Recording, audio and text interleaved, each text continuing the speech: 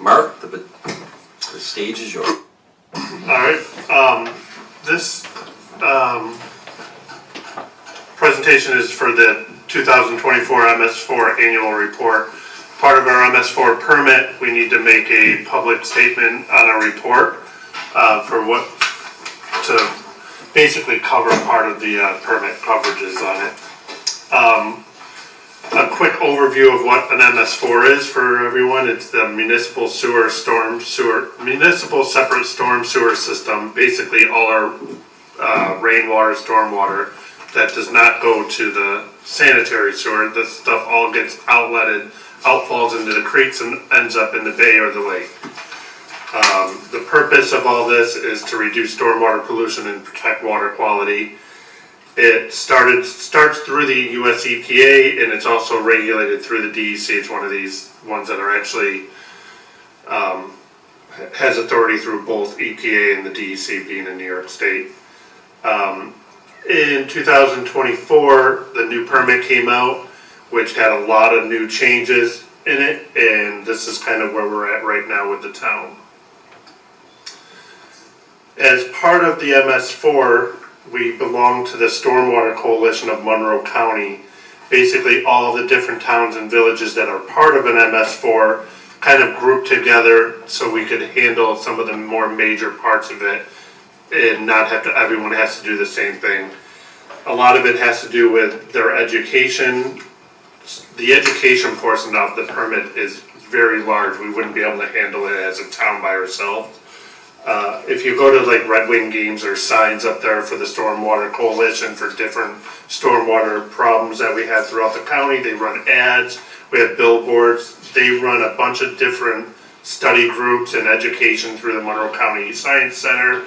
They go to local schools, so that covers our end of our education purpose of it. They also assist with the annual reporting, they assist in training. They have 5 or 6 people that work through either the county or the soil and water division of the county that come out to different towns and help do all the training for stormwater ponds, for how to protect spills and how to handle spill situations. One of the new parts of the permit this year, they wanted to make sure there's a division between what we'd call a public pond that the town maintains and make sure it was working properly, in a private pond. I would use like Wegmans, for example. When you pull into Wegmans, you see their big stormwater pond. The town does not take care of that. Wegmans takes care of that. So in order for us to understand what they're doing, we have been working for years on trying to keep data on who's keeping track of this. Maria has really stepped in on this, and we are close to having 50 private ponds now being taken care of, and we get reports every year from each company that does that for them. And in return, as part of the whole stormwater tax that we have, they get, if these companies do their reports every year, they get a break on their tax for the drainage fees that we have. And it's been working out very well. Every year, more and more, we get more and more. I'm guessing we're probably at about 85% of the private ponds we're getting data on. Another update with this new permit are revised reporting timelines. Now the annual report spans from January 3rd through January 2nd. And instead of being due on January 1st, everything's due now in April, so there's some time to kind of catch up on everything. Also, they put into this new permit an interim progress certificate, which is required every 6 months now. And we'll have they correlate it to the same time as the annual report. We submit our annual report and our 6-month progress report at the same time. Basically, what they're trying to do here with a 6-month progress report is they ask questions about, are you ready for next year's requirements? So there's no way for us to say, oh, we didn't know this was coming up in August. They ask you 6 months in advance, so everybody can get working on what the new requirements are going to be. So part of that interim progress certificate is based on the new regulations the new permit that came out has regulations for the first year we had to meet these goals. In 2 years we have to meet these goals. In 3 years we have to meet these goals. So this is again where this interim progress really comes in. We know we have to get ready for next year. We're going to have all these new reporting requirements. Another good thing about this new permit is they went away from paper reports where you used to have to submit 3 to 4 copies of the same report. Now everything is done through the New York State DEC website.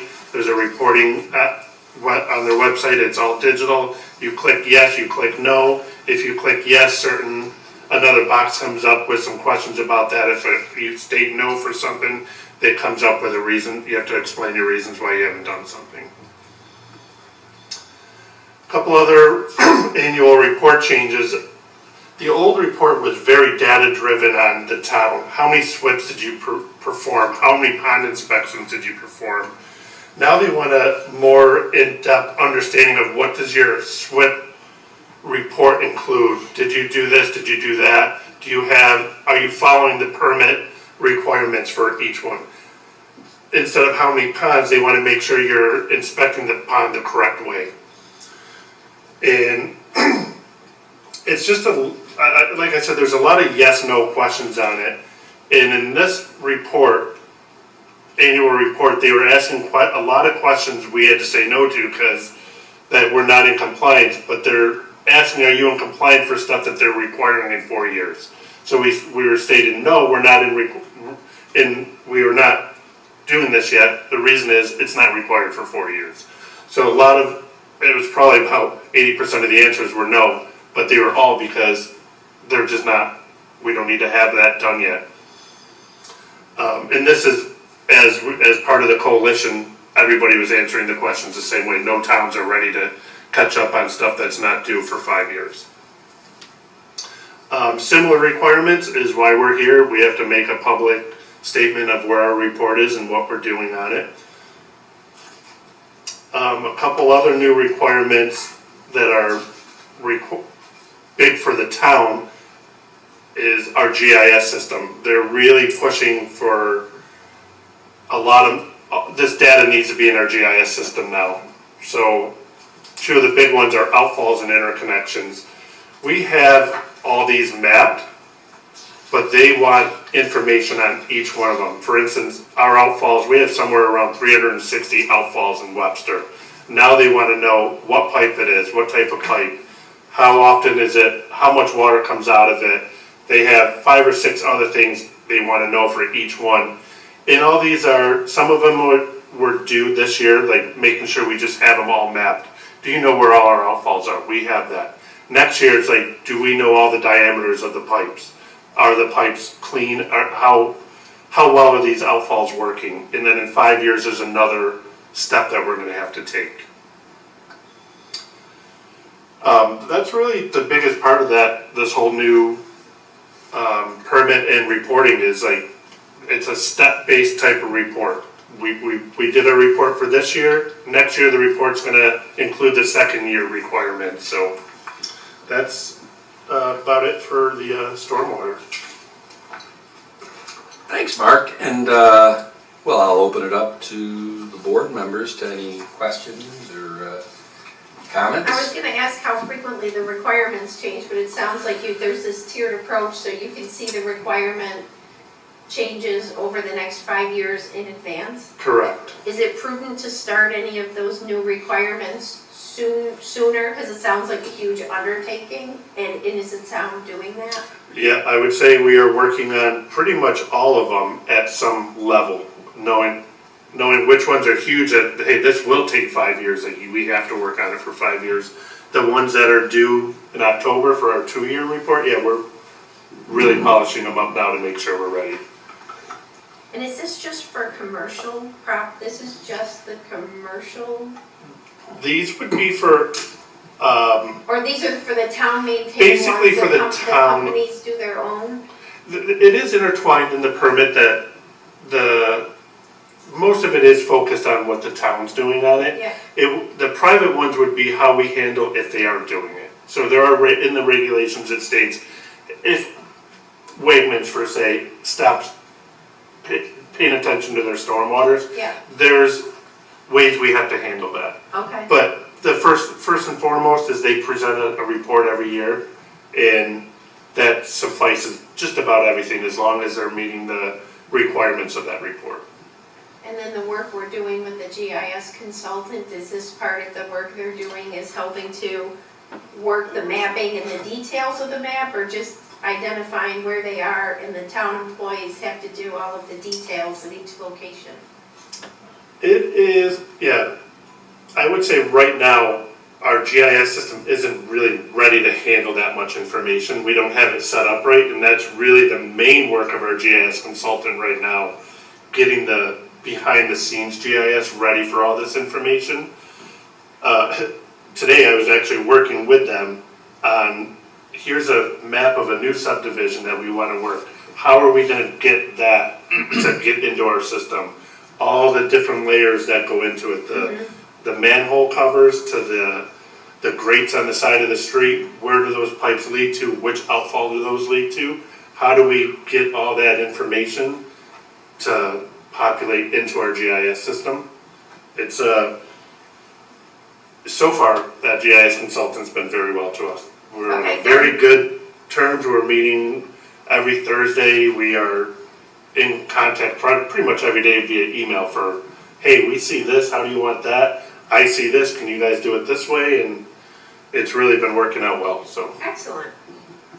But they were, the big reason for them coming on is To this do this. MS4 new requirements that we just can't get away from, so. Jenny? Thank you for your work. Thank you. She got all the questions. Very good. I'm gonna catch us up on time, we'll have some time, but I do wanna mention two things on this. And I'm not trying to be a buzzkill, but the first one is called unfunded mandate. That's what this is. Yeah. And it started however many years ago with the New York State DEC. And as they increase the amount of reporting and the things that need to be done by a town, especially a town like Webster that is, I guess I'll say, is a kind of a wet town as far as drainage issues and things of that nature, relative to probably the average town of New York State. So no reason to cry in our milk. It's a reality. It's an unfunded mandate. So we're trying to spend our time and energy and resources on how we manage it and get ahead of it. Second thing is that a couple months ago we switched Pat Stevens, the superintendent of the highway department. He was the, I'll call it interim MS4, what do you call it, Keith and Mark? Official officer, all right? It had previously been with Mary Harrington in engineering, and so once Keith was on board, I think, Keith, you are now the official officer. So I'm going to put this in layman terms. The way I look at this from a town of Webster government structure, the engineering department, which right now is pretty much Keith and Mark, who just gave the presentation, I would say that they're the administrative side of MS4 compliance and reporting and all that. And the highway department, as many of you know, handles drainage. We have a drainage foreman. That department handles drainage in town. So I would say that they're the execution, and they are also the money that comes from the town, because these things cost money to do, and we didn't get it from the state. Now, the good news is that these increased requirements and things of that nature, the funding from our drainage, I'll say, fund balance, has increased in the last couple of years, because this town board, and here comes Paul Adams, our finance director, and he can corroborate this, we have made what I consider the appropriate moves over the last 2 to 3 years to, first, we got the remaining 4,000 residential parcels in this town into the drainage district, so they're funding and helping put money into this fund for drainage jobs. Previous to that, there were 11,000 parcels in that drainage district, paying approximately $40 a year on their tax bill. But 4,000 houses that were built, I think, circa prior to 1970, they were exempt from this. The problem is that those 4,000 houses and those residents are enjoying the same benefits of the drainage work that is being done. The town board realized that, and I think it was circa 2023, we fixed that. And so I think starting in the town and county tax bill of 2024, all 15,000 residential parcels got charged at approximately $40, and we actually were able to drop it, Paul, I think by about $2 per house. Drop it a few dollars. Gotcha. And here comes Pat Stevens, our highway superintendent. We promptly then followed up by saying we don't have commercial properties in a drainage district. And those commercial properties, a lot of times because of how big the buildings are and or how big their driveways are or how they've constructed things on site, it's, I think the word is impermeable, what is it called? Permeable surfaces. Yep. I'm going to give you, because I'm not the brightest guy in the world, here's the difference between if you have a 10-acre farm field, when it rains and it water, it just seeps into the ground, depending upon what the soil is. You take that 10 acres and you go build a commercial place that has an 80,000 square foot building and a bunch of sidewalks or parking lots, that part of that parcel no longer can take that water in. You lost some acreage on that parcel that back in its natural state was taking the water in. Where does the water go? And that's where the town infrastructure has to build certain whatevers, whether they're retention ponds or easements for drainage, so there's swales and things like that. We needed to get the commercial properties into that drainage district. We made the move, I think it was in late '24, Paul? Was it in the January 25 tax bill, or will it be in the January 20? The 25 tax bill was the first year of all the commercial properties. Right. So we've straightened it out where everybody is, I'll call it, paying their fair share, which, you know, is a subjective term, but they're paying into it. So the fund balance for drainage jobs has increased the last couple of years. Now what we need to do is marry up the engineering department as the administrative of these new things with the highway department, which is the execution of it, and hopefully in the next year to 2 years, we can start doing some of the back projects on drainage ponds in this end. But some of the projects I know that Pat is really itching to get done that are proactive projects. So that's my 2 cents on this.